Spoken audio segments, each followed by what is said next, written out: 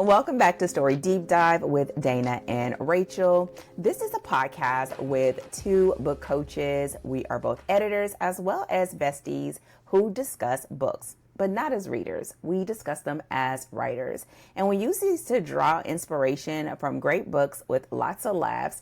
And y'all, we just be getting it in, okay? So in this episode, we are continuing our conversation about The Woman in the Library by Gentill. What's backwards. Sulari Gentill. Come on, y'all. I'm gonna just tell y'all from here on out. You don't see, but I'm gonna just point at Rachel, and she's gonna help her girl out, okay? Because Dana knows how to butcher a name. If you've been around here, you know, okay? So today we are continuing that conversation. We are talking about characters. If you have not done so already, don't forget to go back and check out the overview and our discussion around plot.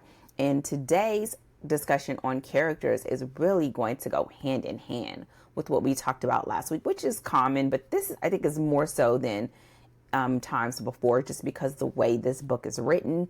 But before we start talking about characters, Rachel, what do you have going on over there at the Story Cipher? Okay, so you know that usually about once a month we get a Twitch update. We get an update on what I'm playing and what's interesting and what I'm learning and all of the good stuff. So that's what we're getting today. So at the end of I think it was at the end of our Sin and Chocolate series, I mentioned that I was about to start playing a game called Claire Obscure Expedition 33, which is a game that came out, it was either early this year or the end of last year, but it's making a huge splash on the game scene.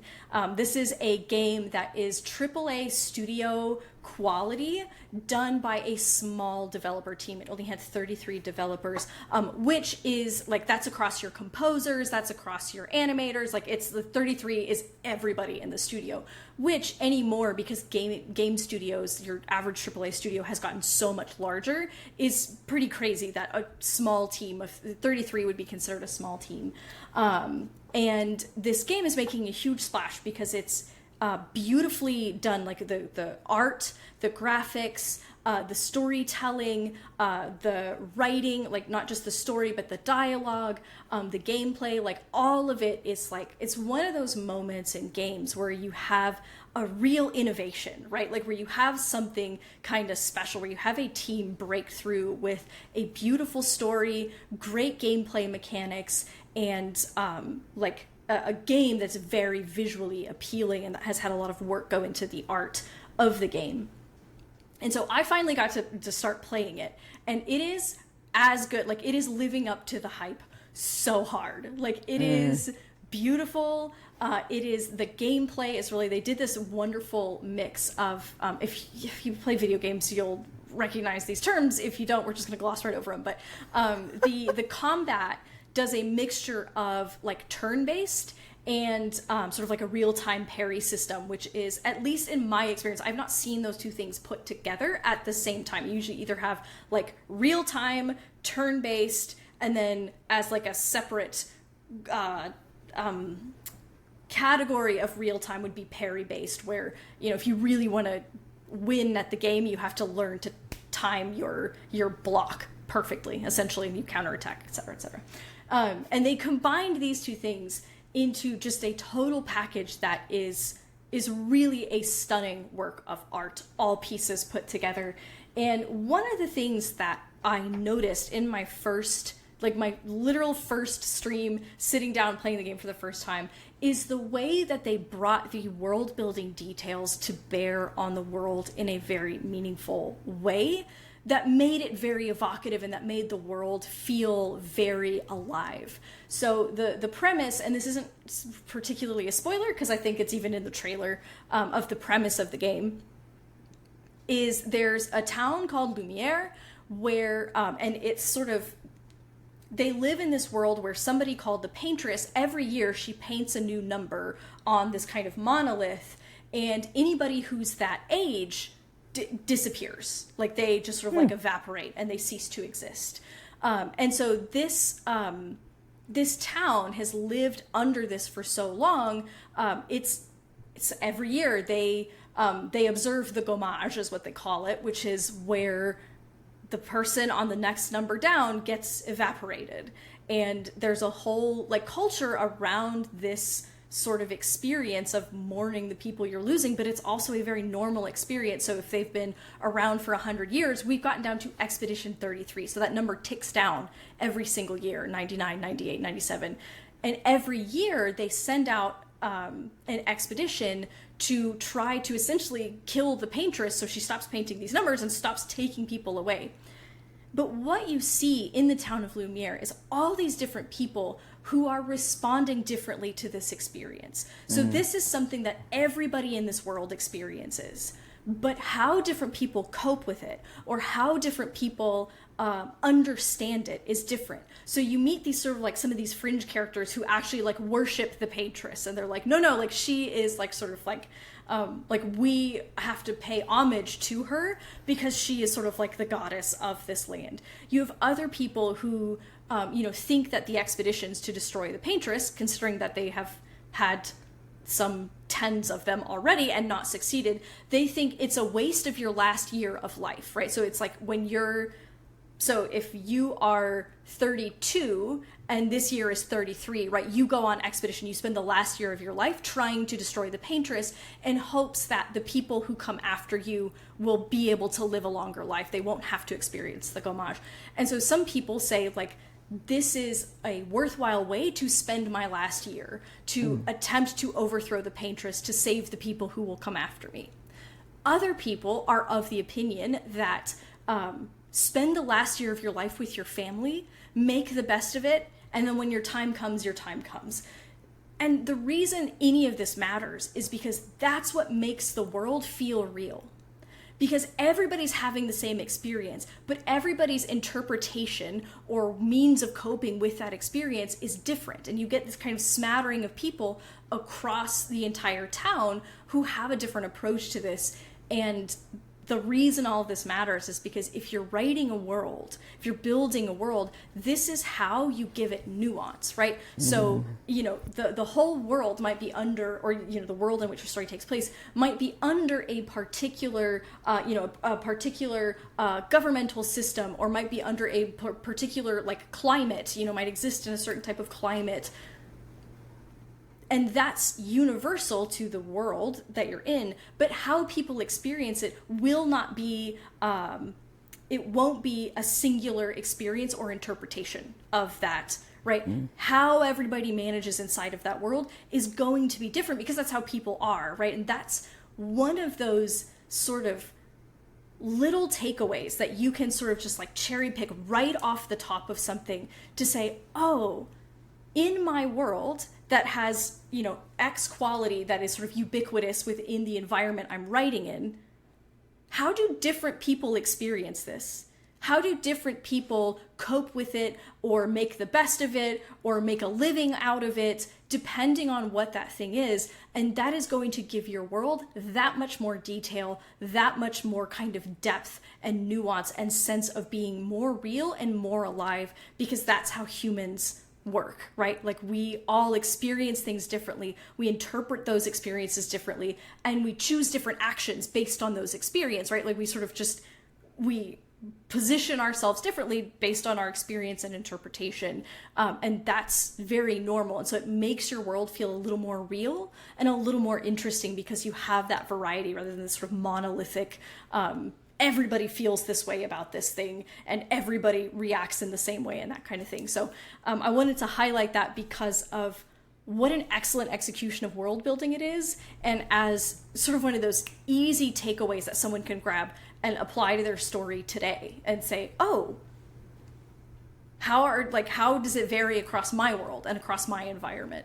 So that's what we're doing. We're playing Expedition 33. I get excited for stream every single week because the game is so good. I'm enjoying it so much. So it's been really, really good to just experience something so well made and so meticulously crafted. So that's what we're doing over here. We're writing drafts and playing video games twice a week, and much, much more. But that's the easy summary for right now. Dana, what about you? What's happening over at Dovetails? What's new? I actually haven't seen you in multiple weeks, and so I'm cherishing the opportunity to find out like what actually is happening over there, because I haven't seen you in a hot minute. Girl, it probably be easier. What is not happening? Okay, that'd probably be the best. First of all, I want to say I think that is so dope. Now, listen, I always find it fascinating when you get so excited about starting these stories, and then when I go over to the stream, it is some craziness that's going on the actual screen, and a lot of yelling, occasional swearing. It's really. You're really getting the summarized, censored version here on the podcast. Very civil. You know, it just is like, okay, that's what I'm looking at. So yeah, I think it's so cool, especially because as you're doing it, it's something that we've talked about for so long before you actually started, and now like you're just rolling, and it is a thing and not just a thing that you kept thinking about. And so I'm always excited about that.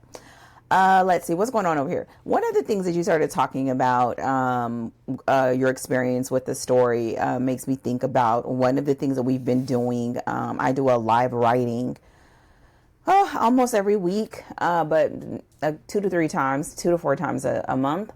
Insane. And girl, being it is able so to insane. Write live, so crazy. Oh, gosh. I have I pre-record writing sessions, and I'm like, this is stressful. Forget doing it live. Jeez Louise.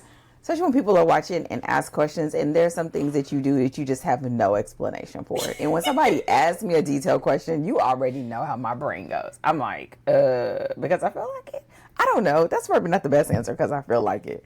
But what's been interesting is we've been going through the process for probably about the past month and a half of me plotting a series.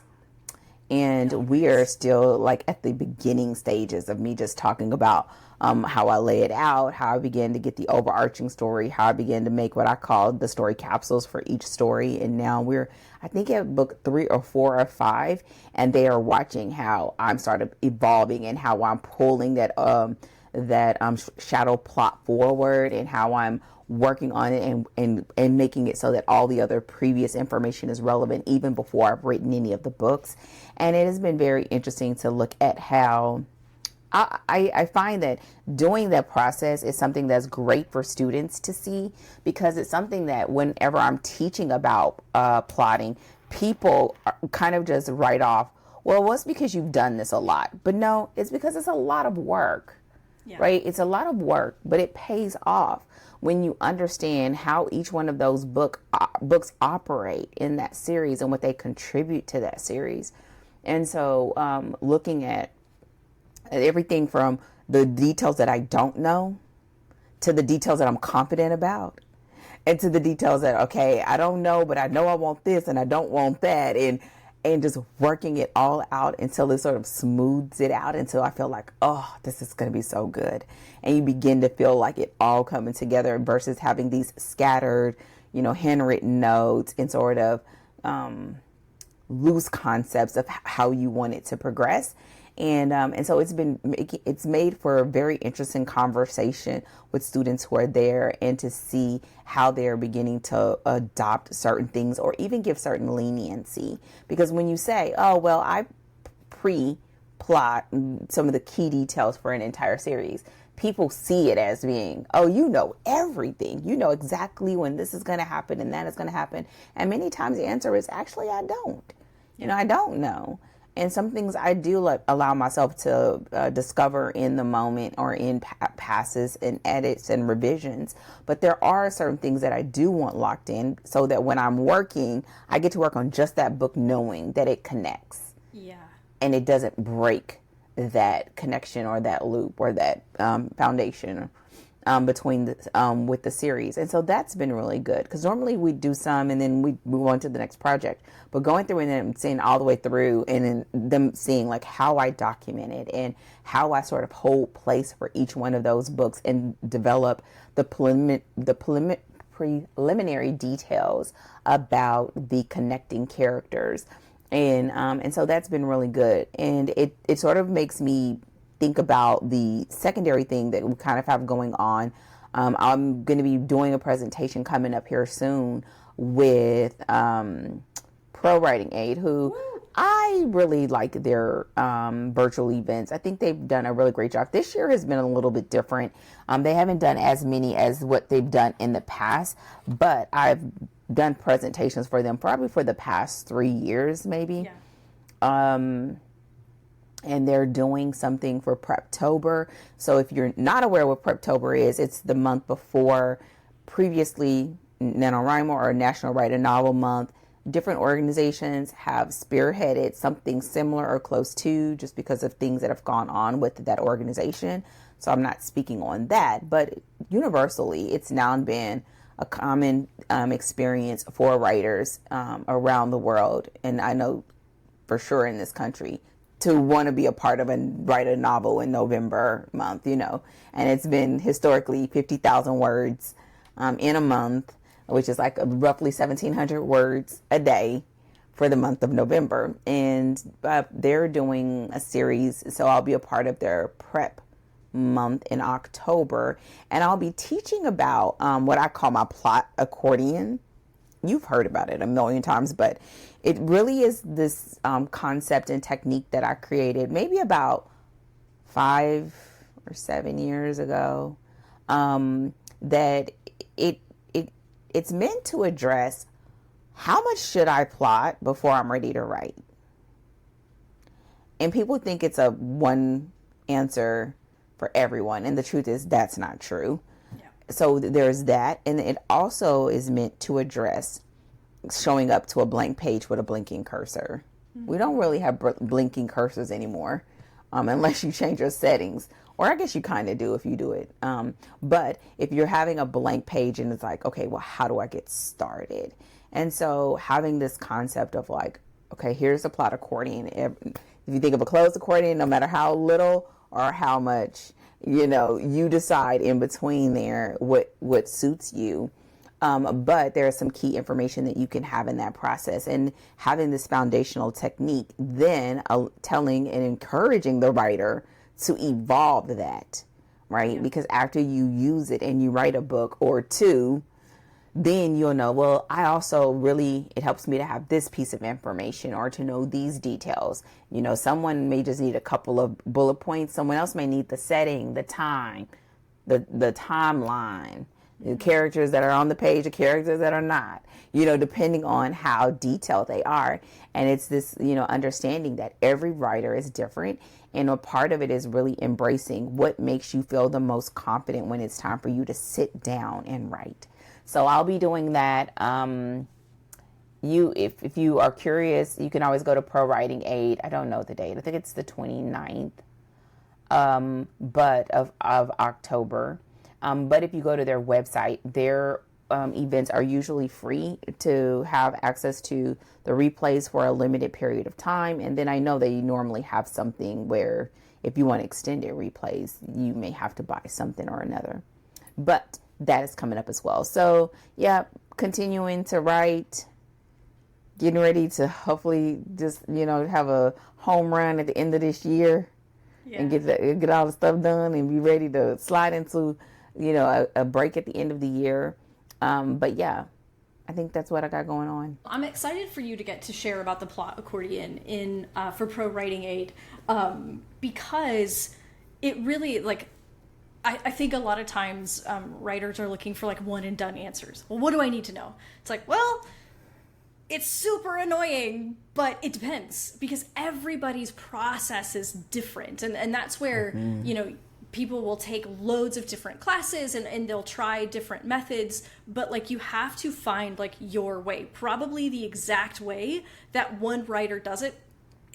You might do a variation of their work, but the likelihood that their precise process is going to be also your precise process is, I would say, relatively unlikely. And so creating a method for planning that by design takes into account that everybody is different, and it's like, all right, here's the spread. Now you make your plate and decide what is it that you need on that plate so you can sit down and write confidently, and giving them kind of that letting them see the spread of information that they may want to know, information that may be helpful, and let them figure that out for themselves, because that's like That's what it's going to come down to. It's like when you write the thing and when you do the plotting, you are going to learn what you need. And you mentioned this last week, right? And then when you do it again, you'll learn a little bit more about what do I need? What do I like to have on hand? How much planning do I like to have done in advance? How much am I discovering? And you learn a little bit more of that every time you do it. And you kind of pick that up and you refine your own process. So just presenting, particularly for Preptober, particularly before everybody's about to go, like, you know, just nose to the grindstone, to write the 50,000 words in the month of November, to like kind of give them that space to say, find what works for you, and giving them a way to kind of figure that out, I think is really, really helpful. Because again, we want hard and fast answers, and setting expectations as early as possible that hard and fast answers don't really exist here.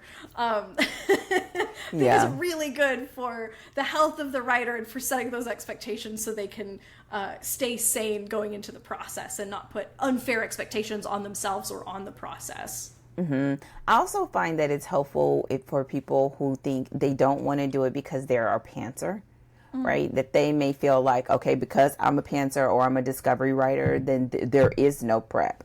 I just sit down. And I think that's a disservice too, right? That there are some things that you can do, even if you are a pantser, or that you can do that'll make it so that when you sit down, that you can get the most from that time. And most of what I teach and techniques that I create come from lived experience of like, you have a very finite time to be able to write. You want to get the most from that time. Sitting and staring. Listen, it helps to get there. However, you know what? Listen, because the time gonna keep ticking. It's not gonna wait for you to come up with a bright idea. So, and so I find that, you know, couching it in a way that makes it so it's obtainable, but also that giving it that a little bit of attention and care to preparing can also be something that can help you on the other end when you are editing. Oh my gosh. So you can help yourself in so many ways. Just by giving yourself a few minutes and to be able to do some of these things. So I'm always looking forward to it. I love presenting for them. I usually have a great time.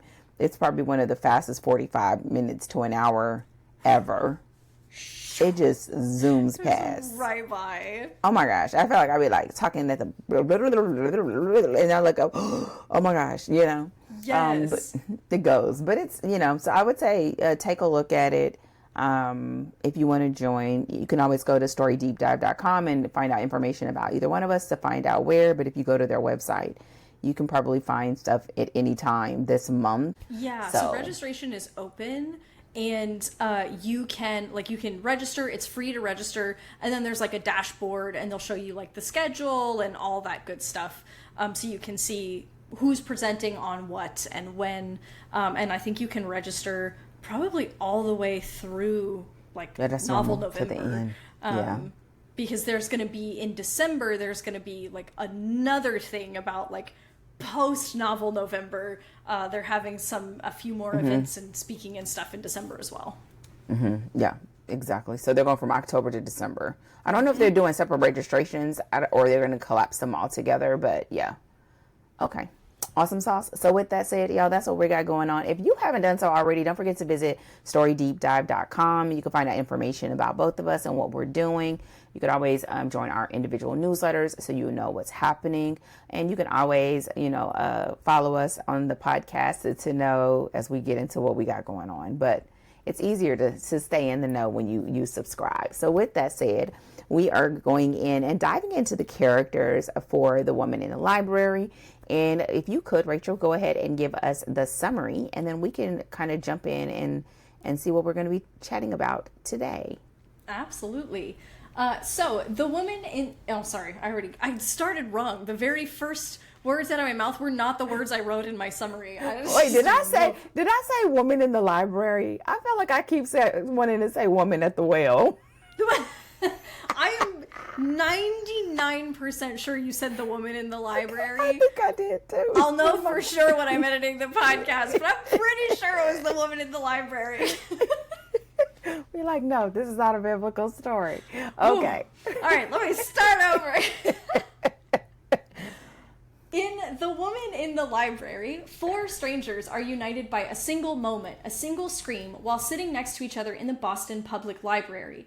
What follows is an amateur sleuth investigation among four friends: tatted psychology student Marigold, Harvard law kid Whit, dashing author Kane, and our protagonist Freddie, a writer on fellowship working on her debut novel. But as this new friendship unfolds, so too do secrets. The biggest one of them might just be a killer. And scene. And cut. So with that said, this is a Rachel pick, which we've said the previous weeks. And so, Rachel, what are some of the things that you would like for us to discuss when it comes to the characters in this novel?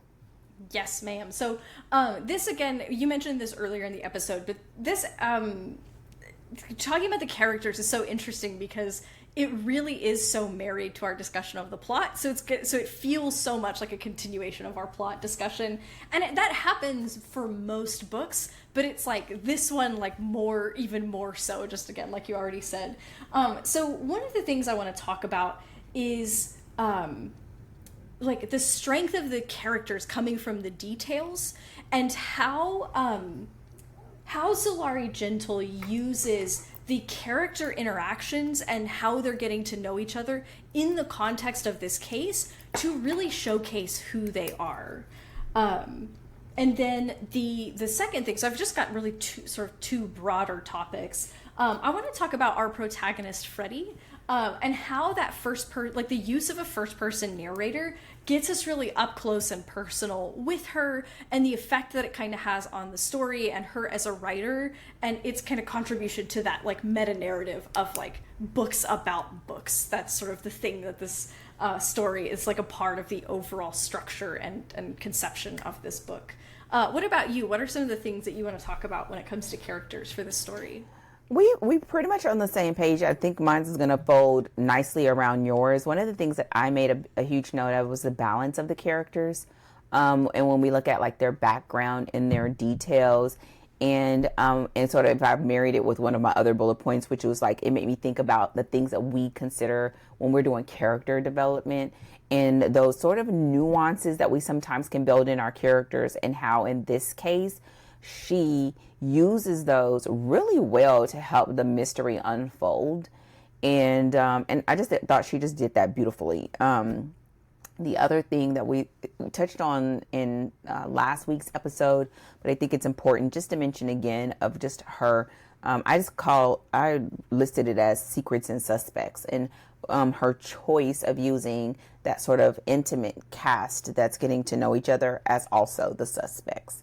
And so it took a world that could have been really big, and sort of closed it in, and just sort of made it so that any additional characters that sort of came into the space were sort of connected to one of those core people in that four friend group. Yeah. And I think it really serves this well because there is a lot of moving parts, but it doesn't feel busy. Yeah. And I think it's because of that choice. So those are the things that I have. So with that said, let's go ahead and jump into this. You sort of married two of the topics that I listed for you, sort of talking about the character details and also the character. I listed it as characterization. So let's talk about that a little bit between their interactions, the case details, the responses, and the things that we see in this novel. Yeah. So, one of the things that Gentill did really well, and again, we mentioned this even in last week's episode, but is making those moments between the friends and that getting to know each other process relevant to the plot itself. And because, right, chapter 1 is when the scream happens in the library and they're kind of unified by this moment, one of the first things they start talking about is what happened, right? And as they talk about what happened and increasingly sort of become involved in an effort to find out the truth of what happened, it's doing this dual, it's multitasking, right? So we're getting to know the characters, and we're getting to know the characters through the way that they respond to the problem, right? The way that they think that the group should go about, like what their interpretations of the facts are, how they think the group should be approaching the problem, how they sort of are feeling about the information that everybody's kind of getting at the same time or near the same time, and then how they're interacting with each other inside of everything that's going on. And what's so awesome about that is that it really gives the author the opportunity to showcase the individual characters, right? By really capitalizing on every opportunity to let us see how are they thinking through things, what are their, and this, just like you said, goes into sort of some of those like quirks and character development details, really brings those onto the page in relevant ways and in ways that are very evocative of helping us understand those individual characters. Yeah, I totally agree. I mean, and this is sort of like marries well with me just thinking about how she balanced those characters, their background stories, what brought them there. Like they all had some sort of, well, give or take, connection with the literary and writing books, etc. But what got them there to this place is a part of that unfolding of the mystery, right? Of like what makes them a prime suspect, if you will, for what starts unfolding. And you find that this is one of those things that goes into our development process. And sometimes you like, oh, you know, do we need all these quirks and habits and, you know, all these different things? But the way she did it here, as the main protagonist, Freddie, was getting to know each one of them, it was relevant to what was going on. And or the lack of knowing that piece of information about their backstory or how they got here was relevant to what was going on. And I just thought that was a great use of it. And I think it made it so that it was almost, you could see it clearly, because sometimes you do those little things and you're like, okay, well, what am I supposed to do with all this fun information about my character? Okay, they're like Dr. Peppers. Now what?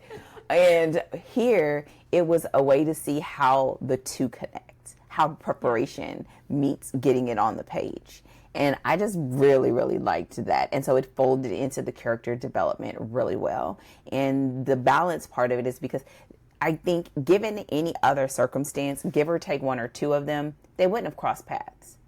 They would have been in each other's orbit, but they wouldn't have become what they did over the course of the story had that scream not happened and they were all present. And so I think, again, like the setup, beginning of the story, and the characterization and the characters really just, it was a chef's kiss on this. Now, one of the things when we talk about them, before we get to your other thing about actually, I want to talk about the protagonist first, Freddie, and you kind of making mention of her character and her first person narrative. I'd love for you to sort of consider some of that, because we get a lot from her, and I like it because this is an amateur sleuth that I cannot say that I've encountered a character like this. Again, it reminds me so much of like a Cozy, you know, but she's just a writer. But yes, I'd love for you to sort of discuss that a little bit more too. Yeah, actually, it's really cool. This only just dawned on me, but like the conversation of our individual characters dovetails perfectly into this, because the setup at the very beginning of the novel is Freddie, our protagonist. So again, it's written in first person present tense, so we're in Freddie's head the entire time for the primary thrust of the narrative, we'll say, not the framing story. But we're inside of Freddie's head, and the story opens with her observing the characters that we are going to meet. And she is trying to, because she's a writer, she is trying to parse out who these individuals are, right? She's like, oh, look at that tatted girl reading Freud. That's really interesting. Well, why is she sitting there? And then she's looking over at Whit, and he's, you know, studying a law book, but he's been on the same page for a long time. And he's like, huh, do you think that, and she gives them names, right? He's got this really great, like, dimpled chin, and she's like, oh, well, I'm going to call him Heroic Chin, right? Because she doesn't know his name. Like, well, there's Heroic Chin, and Freud Girl kind of seems like she's maybe, like, looking over her book at him. Do they know each other? Is he stalking her? Is she stalking him? And then there's Kane, and she's like, he's kind of hot. She's like, so he's, like, you know, he's a handsome guy. He's a handsome man. You know, she's like, well, what is he doing? And then she starts speculating about, like, how do they know each other? And just this very, very early... you know, this is like within the first couple of paragraphs of the story. And it's really it's doing a lot for us. So first of all, it's setting the tone of the story itself. And it's also putting us into Freddie's mind, which is really establishing, you know, she's trying to make connections. And she is trying to sort of like pull the details apart and understand what's happening, while then simultaneously, as though we're not doing enough already, actually giving us like a little introduction to the characters through Freddie's eyes. And she is seeing, so the first thing she sees of Marigold is the fact that she looks super intense. She's like covered in tattoos. I think she's got a nose ring. Like she looks like, pretty intense. Edgy. And like, exactly. And the moment she meets Marigold, she's like, oh, there is something incongruous about the way she looks and the way she behaves. She looks like she should be one way, but when you meet her, she's sort of she's very different from that.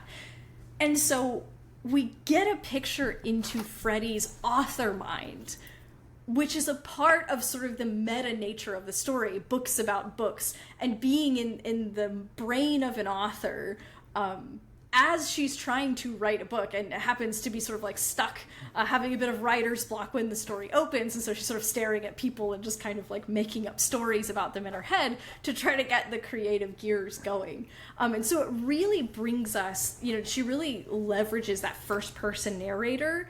And I think too, the fact that it's in present tense. So we're just getting like her thoughts as they're hidden, right? Just as they're going, what Freddie is thinking and feeling, we are right there with her. And it allows us to kind of get into Freddie's mind, and she becomes the vehicle through which we experience the story, while at the same time being her own person. And so we get to know her both in her interactions and in the thoughts that she keeps to herself, like the fact that Kane is designated as handsome man. I totally agree. I think, in romance, first person present tense is common, right? But it really does something to make the selection, and it affects really just how close we get to the point of view character. Yeah. And we do get that, especially as she goes forward and starts having feelings, and she is trying to get answers to questions that she's never thought she'd need to get answers to. Even just in her adjustment to American culture and verbiage and all of that. I just felt like she just felt so relatable, even though she could have been a person that's in an unrelatable environment for many people, like who gets to, go to an Ivy League, writing program. But even in that, the little details early on about why she was there and her process with grief and things like that, just all those little things using first person present tense really does allow us to sort of get into that space, and really work it out as she's trying to decide what to believe, what not to believe. Can she trust her own judgment? Can she trust what she believes is true? About her new friends. And so I think it just was, again, another chef's kiss. With that said, we sort of touched on it last week, but I think it connects perfectly here. But where we talked about secrets, and I just listed it as secrets and suspects, as in the cast as suspects. So we have a fairly nice sized cast, because a nice sized cast, even though the story is told through Freddie's point of view. And part of keeping that cast contained in this story is that the author, she decided to make it so that the cast of friends are also the suspects. And I'd love to talk about this, because to me, being that this is like I feel like this is my first rodeo like this. I love characters, and I'm just sort of in my mind dissecting it a little bit. But how does that work here? Is a common practice? And what are some of the things I think like writers should think about when they're developing a cast like this for this kind of story? Oh, I love this question so much. It's such a good question. Okay, so I would say that this is not particularly common to set your immediate cast as your murder suspects. It's not wholly uncommon. So if you think about,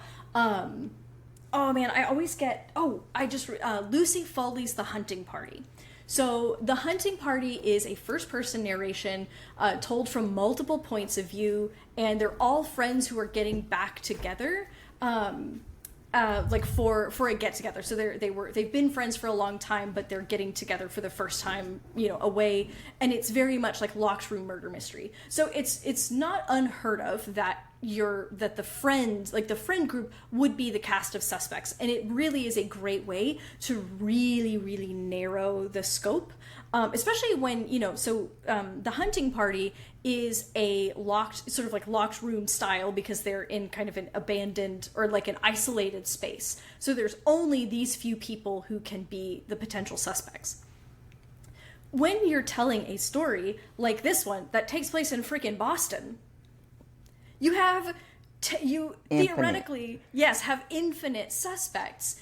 And so using the friends as where you constrain it in that way, it makes it possible for your amateur sleuth to investigate and for your suspect pool to reasonably be people that your amateur sleuth is actually going to meet, right? And so one of the things when you're developing a cast of suspects, your suspects are absolutely essential to your mystery because they are the people from whom we are choosing a murderer. And they are the people that we are the most interested in spending time with because we want to know what's their deal, who are they, what was their relationship to the victim, what are they hiding. And so when you're crafting suspects, you want to look at their interrelationships with other characters. You want to look at what were they doing at the time. You want to look at why would they have a reason to have committed the crime. Because what's going to happen is in the course of the investigation, your protagonist is going to be triangulating all of this information to figure out who did it. So when you add in that there is information that they are withholding, that becomes one of your key points of interest. Because when we're going through a crime story, what we're interested in unpacking is the interrelationships among the characters. That's primarily because really the truth of the crime comes down to not just who did it, but why did they do it. And so those character interrelationships are one of the things that's fueling our interest in the story. And you really want to take that into account if you're creating a crime story, whether it's a murder mystery, whether it's a cozy, or whether it's a gritty crime story. You want to spend the time on that cast of suspects and give them interrelationships with one another as well as other characters in the story. You want to make sure they're withholding information because that's what's going to fuel your reader's curiosity about the story and about the truth of the crime. And that's really filtered more than anything. You will have physical clues. That is going to be a feature of many of your crime stories. But the thing that's really fueling our curiosity is going to be the characters and the suspects. And so that's really, that's why your suspect pool matters so much, because that's really what's going to fuel your reader's curiosity about it. So by pulling that in to be our group of friends, and we're exposing our protagonist to them and getting to know them over time, and that information gets more and more interesting as it pertains to the case, it's keeping us locked into that small cast, our narrow scope of suspects. Given the fact that we're in Boston and we could have any number of them, we've narrowed the focus so we know. And again, she plays fair with us of this is your cast of suspects, right? This is who you have to choose from. And so now we're looking closely at every single one of them, and everything we learn is bringing us, we hope, one step closer to the truth, and it's the misdirects that'll kind of come back around and surprise us in the end. Yeah, listen, the fact that everybody could get it, listen, I was just like, I was every 5 minutes I was wishy-washy, changing my mind. Like, It's her. I know it's her because she needs to quit pacing back and forth in front of that boy's house. Listen, Yes. I was just like, it was just too many coincidences. Like, oh, how'd you get her phone number? Like, I was just like, and then my brain turned to everybody a suspect. Now I don't care. You're like, that old lady at the front desk. What do you got going on over there? What's happening over here? It could be all of you, okay? But what I loved most is that you had those technical components locked in, but then you also had a very interesting sort of rhythm and dynamic between them that made it very compelling, especially because, like I said in our last episode, it wasn't like this life or death. It was life or death stakes, yes, because there were people that died, but it wasn't like heart racing sort of palpitations sort of experience. So being very curious and interested about each one of them and getting into the reality or the truth about their secrets and the things that they chose to disclose or not, and when they decided to, and how those truths came out in times that they didn't have control over. It just made it, again, very, very, very dynamic. So when you pull back and you look at the characters in the story, this is a huge question, and you answer it any way that you want to. You can simplify it. Y'all, if you do not know, Rachel has a workbook that may be really great if you're doing this type of story. So a crime writer's workbook. So, make sure you go to Story Cypher and see, because we can't teach all of the things. This is just to wet your whistle. Okay. That's what we used to say, just to wet your whistle. But what are some of the things that you feel like are just huge takeaways that this story did well when it comes to characters? And then I would also ask, conversely, what are some things that you maybe felt like could have been a little bit better, if you have any? Because I'm gonna let you think about it, because I can say I don't feel like that I would say there's anything that could be done better. I think she played her own game when it comes to the author of this book. And so it made it so, which is something we'll talk about in our editor's takeaway. I think it made it feel very inventive and something that's been around for a long time, according to what I've learned from you.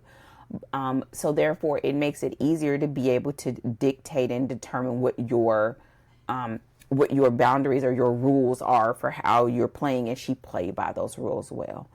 But I will say that I think the best part of this is that she made each one of those characters/suspects stand on their own 2 feet, that they all had reason to be the suspect, and they all had reason to not be, that it could have just been chalked up to being just quirky, right? Just being an oddball, or just being privileged, or just being however it is you want to, and which made it that much more frustrating when I was trying to figure it out, which, I mean, I get that's what people want. So I feel like this would be a great one if you want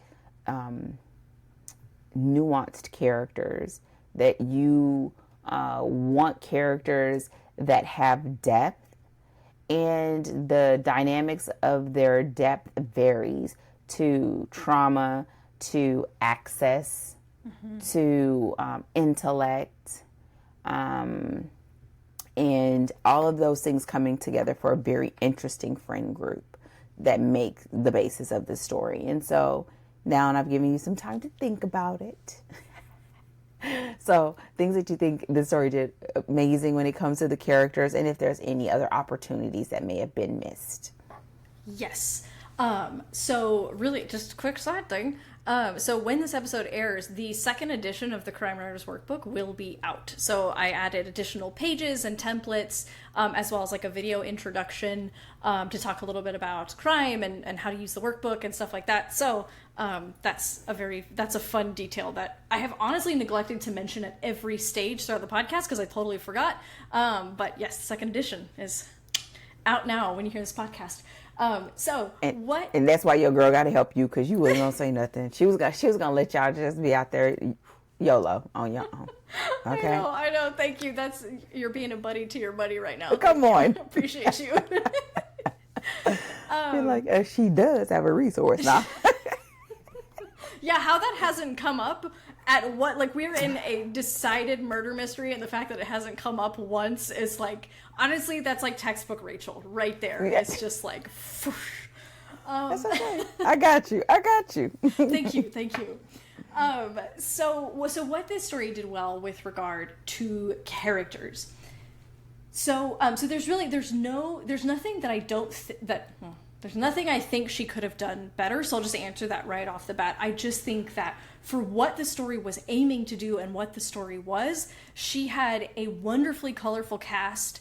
And she really attached us to every single one of them, which meant that we didn't want the killer to be any of them. Like, exactly. You know, as we got to know them, we were endeared to them more and more, and that made, like, that being our pool of suspects that much more like, oh, I don't want this. Like, I want to know who did it, but also, oh.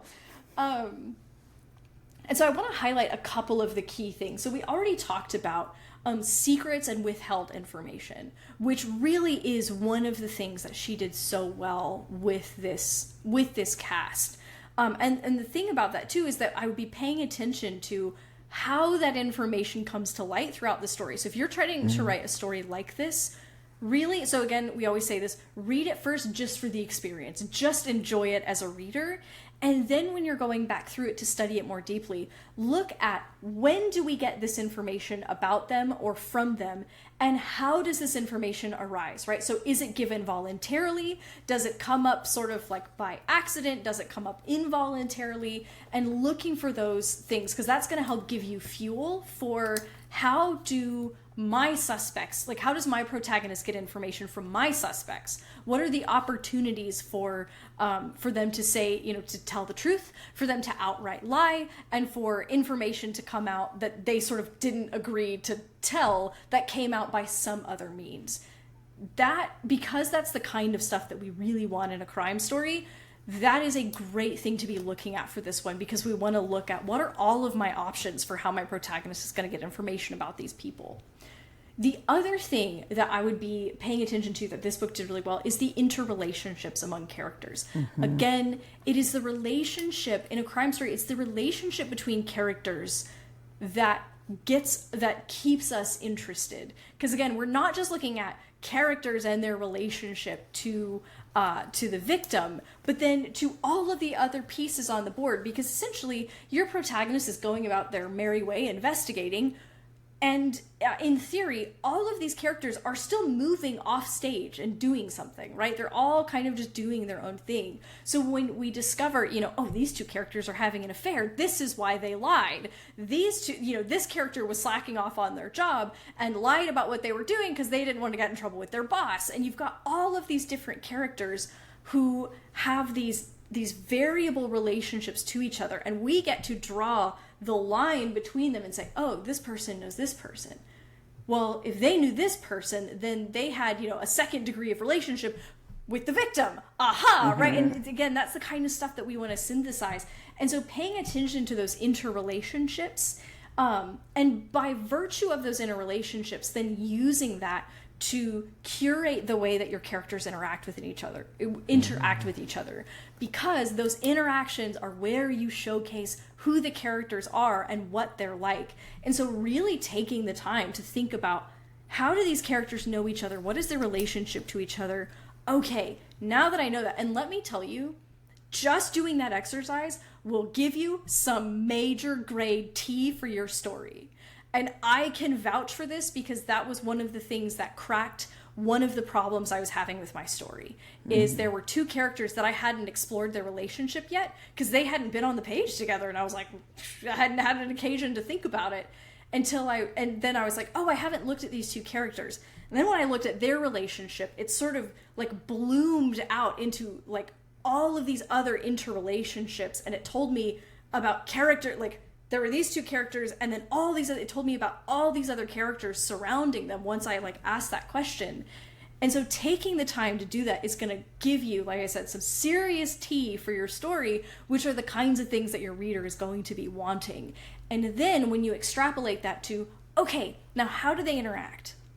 How does that cause them to interact? Because if you think about, a couple whose marriage is strained, but they're trying to pretend like everything's fine, right? That gives you the flavor for that scene or that dialogue where you're like, oh, they're going to be, that one spouse might subtly undermine the other, or one spouse might continually interrupt the other, and then you see the frustration building on the one. Like, this is where then you can use that to give your scene some of that narrative fuel and intrigue for your reader. And this story does all of those things. So those are kind of the three major things I'd be looking at for what the story did well, and kind of what you can pull from it for your own story. And some of those things even apply for not crime, right? When you're just telling a regular old story and you're like, oh, how do these characters what is their relationship and how do they interact and what does that mean?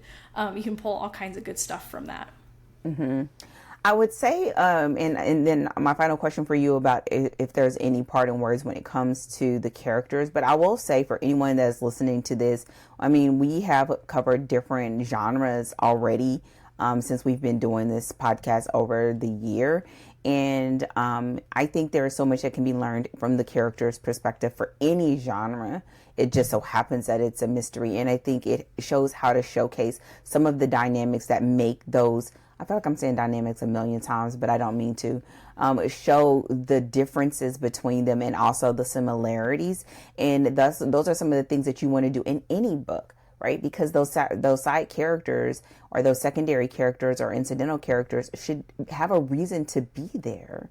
Mm-hmm. Now, in this case, they have the reason because they are both friend and potentially a foe or a suspect, but you can take some of those same sort of principles and apply it to whatever story that you're working on so that you have characters that are not flat and they are 3D, right? They feel like something or someone that your readers know.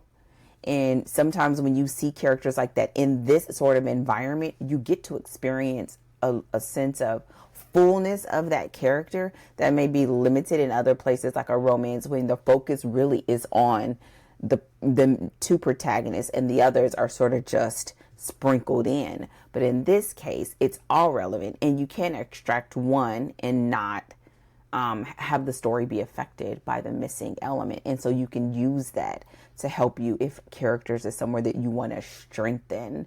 Or if you really want to look at some great characters to be able to knock it out the park. Yeah. And so before we get ready to close out this episode, I think we are rolling, y'all. Are there any other parting words when it comes to the characters and the woman in the library?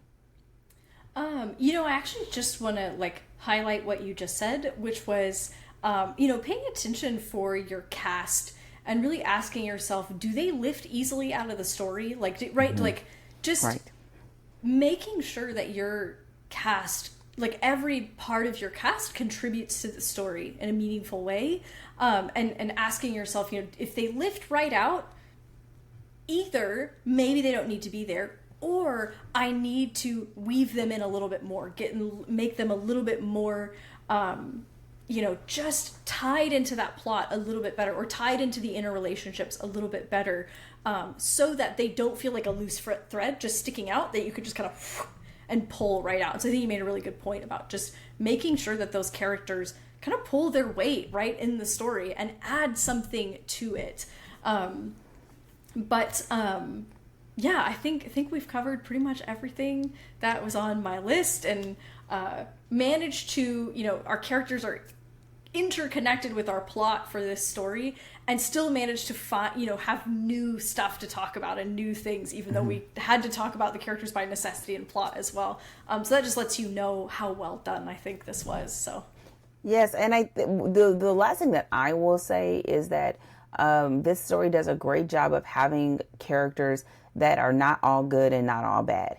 And I think we can get, I don't want to say it's common, but it is that we can make characters that are caricatures, right? Yeah. but in novels, you want it so that we're sort of immersed in an experience.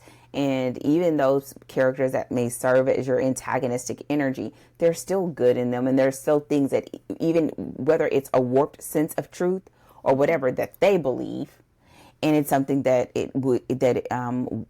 we can benefit from when it comes to seeing it on the page and seeing their journey evolve in the story. And I think that's what made these really good. So that you, like you said earlier, we didn't want any one of them to be it, but every once in a while we'd be like the side eye, Yep. like, ugh. Yep.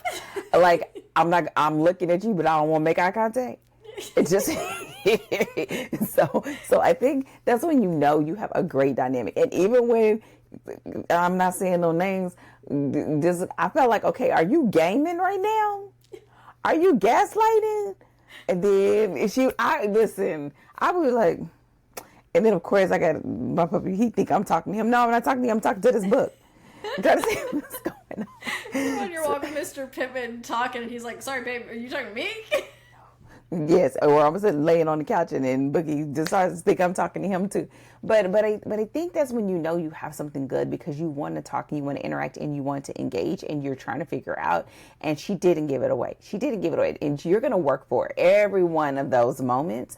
And that just made it such a wonderful, wonderful story to read. So with that said, y'all, we have done the daggone thing. This is another episode that is in the can. If you're following along, don't forget to visit us online at storydeepdive.com. We have one more episode in this conversation about the woman in the library. And you don't want to miss it as we come back with our editor's takes next week. If you've missed the previous episodes, go ahead, rewind, bring it back, and take a look at it. I will also say you may want to take a look at some of the other picks that we've had that I was saying Rachel picks, because they would come alongside this story really well. And I like that we are picking ones that are different, because you may find that, no, this is my pocket, or I can't remember the one that I want to cry on, the thumper. The whistleblower?